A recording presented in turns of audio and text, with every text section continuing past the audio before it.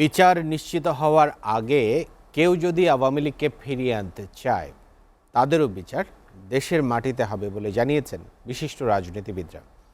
আর তথ্য উপদেষ্টা নাহিদ ইসলাম বলেছেন, আওয়ামী লীগের সকল গুম খুন হত্যার বিচার নিশ্চিত করা হবে। বিকেলে রাজধানীর সোহরাওয়ার্দী উদ্যানে মানবাধিকার দিবস উপলক্ষে মায়ের ডাকের গণজমায়েতে তারা এসব কথা বলেন।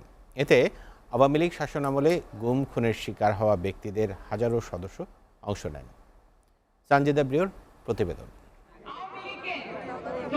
আন্তর্জাতিক মানবাধিকার দিবস উপলক্ষে আওয়ামী লীগ শাসনামলে গুম খুনের শিকার হওয়া ব্যক্তিদের পরিবার নিয়ে রাজধানীর সোহরাওয়ার্দী উদ্যানে গণজমায়েত কর্মসূচি পালন করে মায়ের ডাক নামে সংগঠন।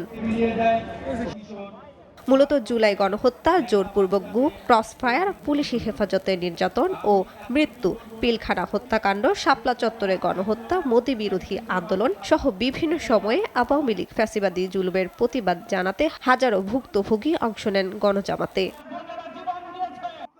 গণজমায়েতে বৈষম্য বিরোধী ছাত্র আন্দোলনের আহ্বায়ক হাসনাত আবদুল্লাহ ও জাতীয় নাগরিক কমিটির মুখ্য সংগঠক সার্জিস আলম বলেন, ভারতের সাথে সম্পর্ক হবে চোখে চোখ রেখে। তারা বলেন, বিভিন্ন প্রতিষ্ঠানকে আওয়ামী লীগ সরকার টিস্যুর মতো ব্যবহার করেছে।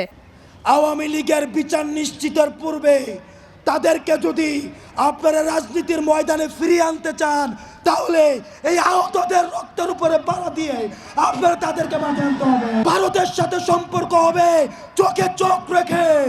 খুনি হাসিনা কিংবা তার দোসর কিংবা ভারতের কোনো দালাল কিংবা কোনো এজেন্ট যদি আপনাদেরকে ব্যবহার করে বাংলাদেশের মানুষের কাছে আসার, বাংলাদেশের মানুষকে আপনাদের মুখোমুখি করার বিন্দুমাত্র চেষ্টা করে, আমরা আপনাদেরকে আমাদের জায়গা থেকে বলে দিতে চাই, আহ্বান করতে চাই, এই চেষ্টা যেন সকলেই আমরা একসাথে প্রতিরোধ করি। ছাত্রলীগ যেভাবে নিষিদ্ধ হয়েছে সেভাবে আওয়ামী লীগকেও নিষিদ্ধ করতে হবে বলে জানান আল্লামা দেলোয়ার হোসেন সাইদির ছেলে মাসুদ সাইদি। ছাত্রলীগকে যেভাবে নিষিদ্ধ করা হয়েছে, আওয়ামী লীগকেও একইভাবে নিষিদ্ধ করতে হবে।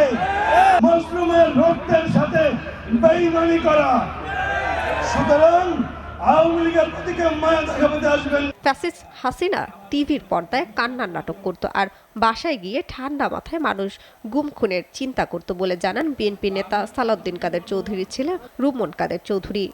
টিভির পর্দায় এসে সেই নাটক করত, ঘরে গিয়ে ঠান্ডা মাথায় মানুষজনকে খুন এই আদেশগুলা সে ঘরে বসে দিত। গণসংহতি আন্দোলনের প্রধান সমন্বয়ক জোনায়েদ সাকি বলেন, ২৪-এ একটা অংশে ফ্যাসিস্টদের পতন হয়েছে, তবে ফ্যাসিবাদ এখনো যায়নি।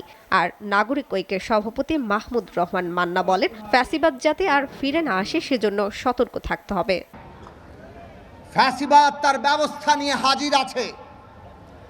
আমরা এই ফ্যাসিস্ট শাসনের যারা বাস্তবায়নকারী এবং যারা নির্দেশদাতা তাদের প্রত্যেকের বিচার চায়। মানুষকে যখন যখন সংকট হবে এমনভাবে ডাক দিক, যেই ডাক শুনে দেশের সমস্ত মানুষ, আপামর মানুষ একসাথে আসতে পারে। তারেক রহমানের লিখিত বক্তব্য পাঠ করেন বিএনপির নেতা প্রকৌশলী ইশরাক হোসেন। জানান, শেখ হাসিনা এদেশে বর্বরতা চালিয়েছে, দেশে কাউকে নির্যাতন করা যাবে না। সকল মানুষ ও বিশ্ববাসী জানেন, মানুষকে গুম খুন অপহরণ করে গোপন বন্দিশালা আয়নাঘর বানিয়ে কারারুদ্ধ করে বিনা ভোটে ১.৫ দশকের বেশি সময় ধরে রাষ্ট্র ক্ষমতা দখলে রেখে হাসিনা মানবাধিকার ভুলুণ্ঠিত করে। ১৬ বছরে বাংলাদেশে যা হয়েছে তা জনগণের অজানা নয় জানিয়ে বিএনপি স্থায়ী কমিটির সদস্য মঈন খান বলেন, ক্ষমতার জোরে রাজনীতি নয়, আর সংস্কার একটি চলমান প্রক্রিয়া। সংস্কার এমন কোন জিনিস নয়